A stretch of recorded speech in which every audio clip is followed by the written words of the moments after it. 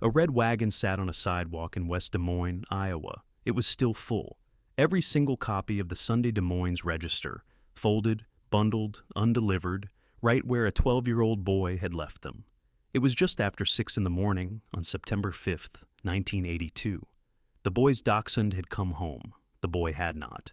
And a paperboy named John Rossi, who had been standing right there at the newspaper drop just minutes earlier, had watched something he would never forget. A stocky man in a blue two-tone car had pulled up beside Johnny Gosch, shut off the engine, and swung his feet out onto the curb. Johnny told Rossi the man was asking for directions. Rossi looked at the license plate. He tried to memorize the number. He couldn't. Decades later, he would say he kept hoping he'd wake up in the middle of the night and see that plate number as clearly as day. But it never happened. John Rossi was one of the last known people to see Johnny Gosch alive, and what he witnessed that morning, a stranger engaging a child in conversation while darkness still hung over the neighborhood, would mark the beginning of one of the most consequential missing persons cases in American history. Before we go any further with this case, I want to know, where are you watching from right now? Drop your city in the comments. Because someone watching this might live in the Des Moines area, might have been a paperboy in 1982, might know something that has never been reported, and in a case like this, that matters more than you think. John David Gosch was born on November 12, 1969, made to John and Noreen Gosch. By all accounts, he was the kind of kid who stood out in a neighborhood full of good kids. The family lived in West Des Moines, a quiet, upper-middle-class suburb where people left their doors unlocked and children roamed freely on bikes until the streetlights came on. Johnny was a 7th grader at Indian Hills Junior High. He was 5'7", with light brown hair, blue eyes, and a slightly husky build. He played football. He studied karate at a local academy. His white sweatshirt that morning read Kim's Academy on the back. He had a birthmark on his left cheek and a horseshoe-shaped scar on his tongue. He liked building model rockets. He was, by every measure, a typical American kid in a typical American town in the early 1980s. But Johnny also had a streak of quiet courage. According to reports, there were 4 older boys in the neighborhood who had a habit of picking on smaller children and stealing their lunches.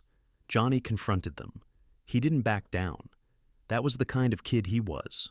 Not reckless, but principled. The kind of boy who stood up for people who couldn't stand up for themselves. Johnny had been delivering the Des Moines Register for nearly a year by the fall of 1982.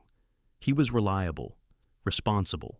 He'd even won an airplane ride over Des Moines in a newspaper sales contest a few months before his disappearance. His route manager considered him one of the dependable ones, the carriers you didn't have to worry about. Most Sunday mornings, Johnny's father, John, would wake up and go with him on the route. The early hours, the dark streets, the heavy bundles of newsprint. It was a father-son routine. Then a shared quiet before the rest of the world woke up. But on the morning of September 5th, 1982, Johnny didn't wake his father. He slipped out of the house before dawn with just one companion, Gretchen, the family's miniature dachshund. No one knows exactly why he went alone that day. His older brother had tapped on his door to make sure he was awake. Johnny got dressed, grabbed his yellow canvas delivery bag, loaded his red radio flyer wagon, and stepped into the darkness. He was 12 years old. Now that you know who Johnny Gosch was, not a case number, not a face on a milk carton, but a 12-year-old boy who built rockets and stood up to bullies and walked his dog on paper routes. Does he remind you of anyone in your life? A son, a nephew, a kid you used to know? Tell me in the comments. Ease, because keeping Johnny's name alive is the least any of us can do.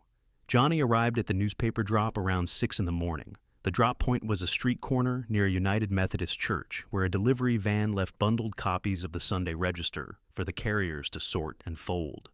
Other paperboys were there. They saw Johnny, they watched him collect his papers and begin organizing them. This is the last confirmed sighting of Johnny Gosch that multiple witnesses can corroborate. What happened next came in fragments, individual observations from different witnesses that, when pieced together, form a timeline that has haunted investigators for over 4 decades. Another paperboy named Mike reported seeing Johnny talking to a stocky man sitting in a blue two-tone car near the drop point. The man had pulled up, shut off his engine, and opened the passenger door, planting his feet on the curb right where the boys were assembling their papers. John Rossi, another carrier, also saw the interaction and thought something was off. Johnny told Rossi the man was asking for directions and asked him to come help. Rossi glanced at the license plate but couldn't hold on to the number. He would later undergo hypnosis and provide partial plate information to police, along with the detail that it appeared to be a Warren County plate. As Johnny walked north toward the start of his route, another paperboy noticed he was being followed by a second man on foot. A neighbor in the area heard a car door slam. Then she saw a silver Ford Fairmont speed away, heading north from the location where Johnny's wagon would later be found. And then, silence. Yet by 7:45 that morning, the phone started ringing at the Gosch house. Customers on Johnny's route were calling to complain. Their Sunday papers hadn't arrived. This was unusual. Johnny was never late. John Gosch Sr. got up and went looking. He didn't have to search long. Just 2 blocks from the family home, he found it, the red wagon, full, every single newspaper still inside. Untouched, no Johnny, no canvas bag, just the wagon and the silence of an empty street. John and Noreen Gosch immediately called the West Des Moines Police Department. What followed would become one of the most criticized aspects of the case. Under the department's policy at the time, a child could not be classified as a missing person until 72 hours had passed. Noreen has stated publicly, and in her book, Why Johnny Can't Come Home, then that police did not arrive at the scene for a full 45 minutes after her call. When they did arrive, the first question they asked was whether Johnny had ever run away before. He had not. The police initially classified Johnny as a runaway. It would take time, too much time, in the eyes of the Gosch family and many who followed the case, before authorities acknowledged that this was likely a kidnapping. By then, the critical first hours had slipped away. There were no Amber Alerts in 1982, no National Missing Children databases, no rapid deployment teams, no DNA registries. The infrastructure that exists today to respond to child abductions simply did not exist when Johnny Gosch vanished. By that afternoon, an estimated 30 officers and a growing number of volunteers had joined the search. First, the community canvassed the neighborhood. Flyers went up. The FBI was eventually brought in, though Noreen would later say the West Des Moines Police Department and the Iowa Division of Criminal Investigation were reluctant to involve federal authorities, telling the family they did not consider Johnny to be in danger until the parents could prove his life was at risk. The investigation turned up witness accounts of the man in the blue car and the man on foot, but no suspect was identified. No ransom note ever arrived. No body was found. No physical evidence linked any individual to the disappearance. The case went cold within weeks. Orval Cooney was the chief of the West Des Moines Police Department in 1982. Noreen Gosch would become publicly critical of his handling of the investigation, pointing to the delayed response, any of the initial runaway classification, and what she perceived as a lack of urgency at every stage. A 1982 Des Moines Tribune investigation had already raised questions about the department under Cooney's leadership. The tension between the Gosch family and local law enforcement would define the case for years to come, and push Noreen to take matters into her own hands.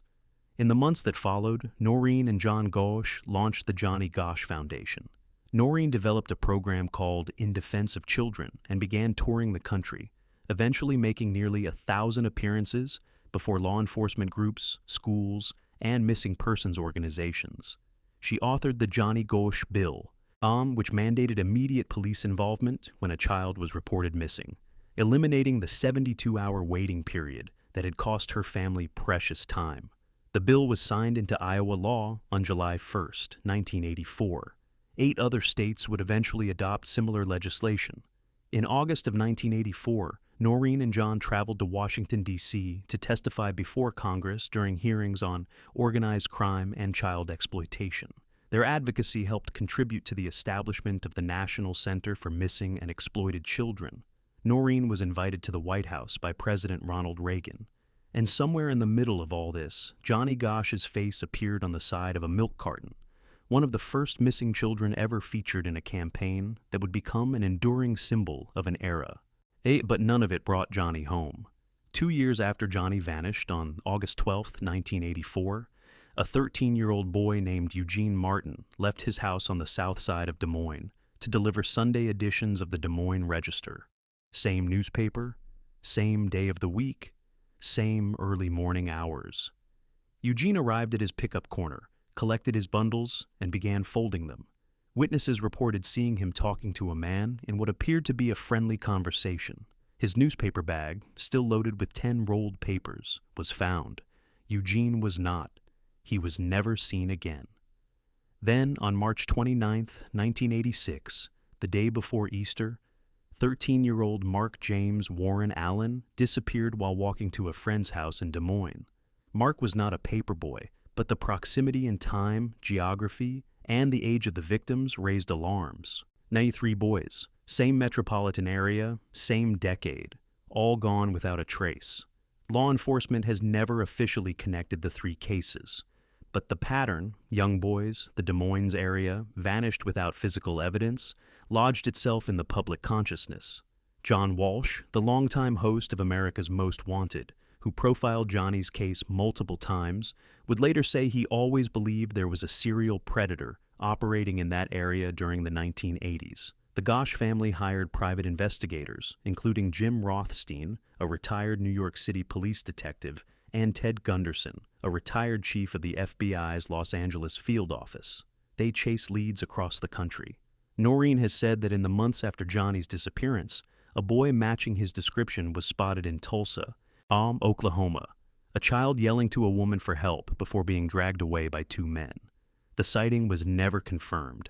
Then, in 1989, a man named Paul Bonacci entered the story. Bonacci was a 21-year-old inmate at the Lincoln Correctional Center in Nebraska, serving time on charges of sexual assault of a child. Through his attorney, John DeCamp, a former Nebraska state senator, Bonacci claimed that he had been abducted into a child exploitation ring as a teenager and had been forced to participate in the kidnapping of Johnny Gosch. Bonacci's account, given in sworn testimony at a court hearing in 1999, described a planned abduction involving multiple vehicles and approximately half a dozen individuals. He said that in September 1982, he was taken on a road trip to Des Moines by men he identified as Mike and Emilio. At a hotel on the west side of the city, another man arrived with a paper bag full of photographs. One photo was separated from the rest. It was a picture of Johnny Gosch. Bonacci stated that Johnny was chosen based on his appearance, the color of his hair and eyes, because it could generate more money. When Bonacci tried to back out, he said Emilio drove him to a dirt road and held a gun to his head. According to Bonacci, the plan was rehearsed at the hotel. Chairs were arranged to represent car seats. The conspirators practiced where each person would sit and what role they would play. Bonacci, who was small and young-looking, said his role was to approach Johnny and engage him in conversation, because children are less frightened of other children than of adults. He said his job was to lure Johnny close enough to the car for the others to grab him. Bonacci stated that Johnny was then forced into the vehicle, chloroformed, and driven away. He described the group stopping in Council Bluffs, Iowa, before taking Johnny to a farmhouse near Sioux City owned by a man he identified as Charlie. At the farmhouse, according to Bonacci, Johnny was kept in a locked, windowless room. He was frightened. He was crying. He asked Bonacci what was going to happen to him. Noreen Gosch has stated that Bonacci knew details about Johnny that had never been released to the public, including physical characteristics like a scar on his tongue and a stutter that emerged under stress, as well as the fact that Noreen had taken Johnny to yoga classes. Bonacci also described photographs being taken of Johnny by a stranger in the neighborhood weeks before the abduction, a detail that aligned with information uncovered by the family's private investigators but never publicized.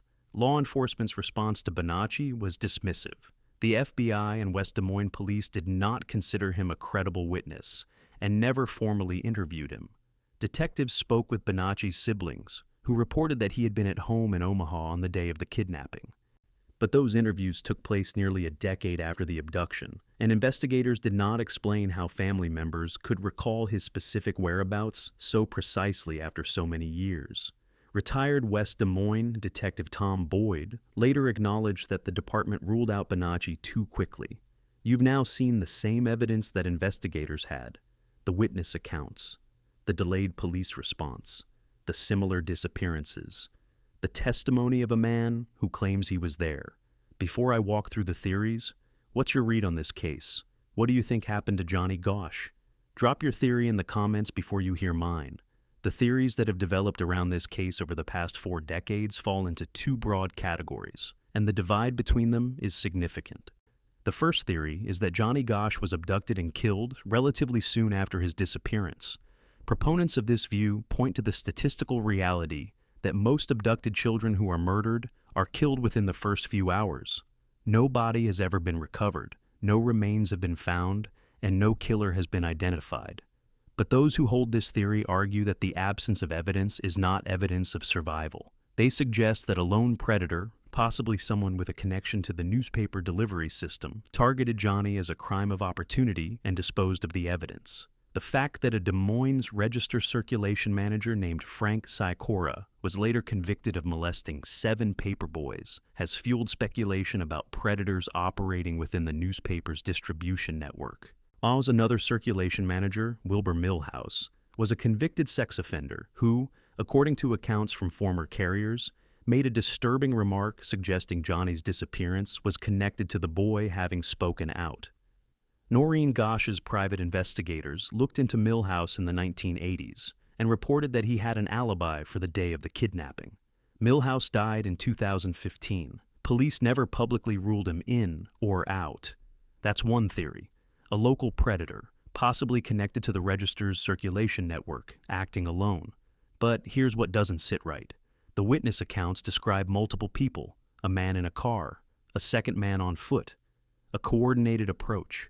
If this was a single predator acting on impulse, why does the evidence suggest planning? Does that bother you too? Tell me which theory you believe in the comments. The second theory is the one Noreen Gosch has maintained for over 30 years. That Johnny was taken by an organized network involved in the exploitation and trafficking of children. This theory draws heavily on the testimony of Paul Bonacci and on what Noreen says she learned directly from Johnny himself. Because in March of 1997, Noreen Gosch made a claim that would split public opinion on this case permanently. She says she was asleep in her apartment. She and John had divorced in 1993, when someone knocked on her door at 2:30 in the morning. She looked through the peephole and saw 2 men.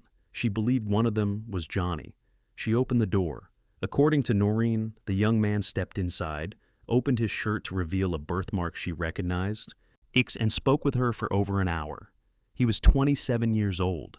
In her account, Johnny told her he had been taken by a network of men involved in child exploitation.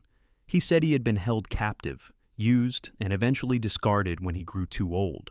He told her he was living under an assumed identity because he feared for his life. He said it was not safe to come home. Throughout the conversation, Noreen says Johnny would look to the other man for approval before speaking. He asked his mother not to contact the police. Then he left. Noreen kept the visit confidential until 1999, when she testified about it in court during a civil proceeding involving Paul Bonacci. She says Johnny's account that night confirmed what Bonacci had told her. John Gosch Sr. has publicly stated that he is not sure the visit occurred. Others have speculated that if someone did visit Noreen that night, it may not have been Johnny at all. Law enforcement has never confirmed the account. No evidence of the visit exists beyond Noreen's testimony. In 2006, Noreen reported finding photographs on her doorstep depicting bound children whom she believed included Johnny.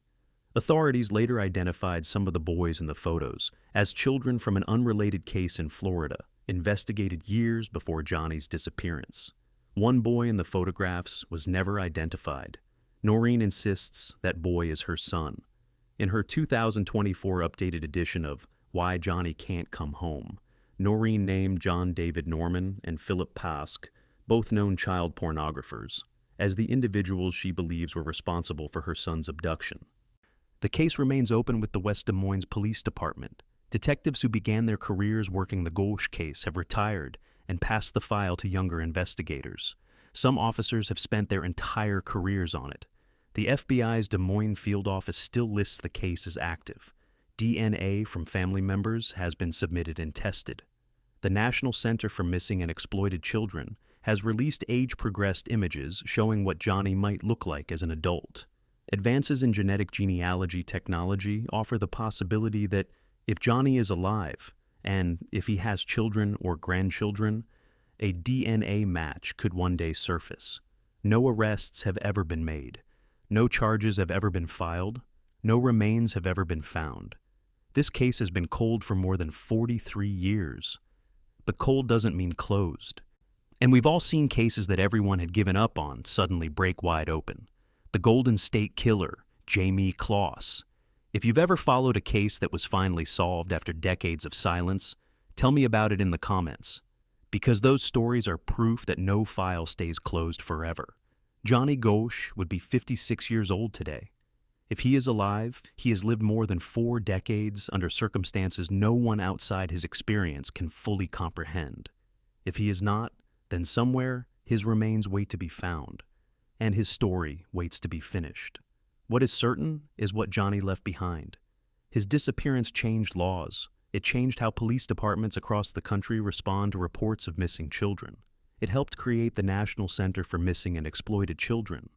It put faces on milk cartons and made a nation confront the fact that children could vanish from their own neighborhoods before the sun came up.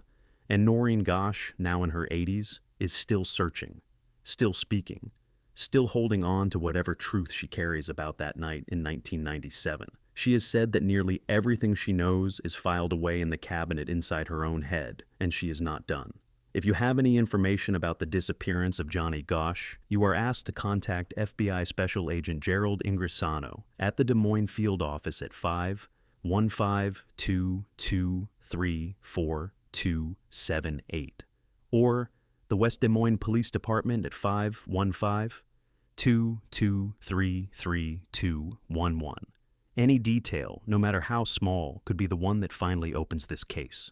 The file stays open, the desk stays ready. Until next time. Baz, if this case stayed with you, if Johnny's story matters to you, then subscribe to this channel and turn on notifications. We cover America's coldest cases because every one of them deserves another look. Share this video with someone who remembers the milk carton kids, and leave a comment. Because the more people talking about Johnny Gosch, the harder it is for this case to stay forgotten.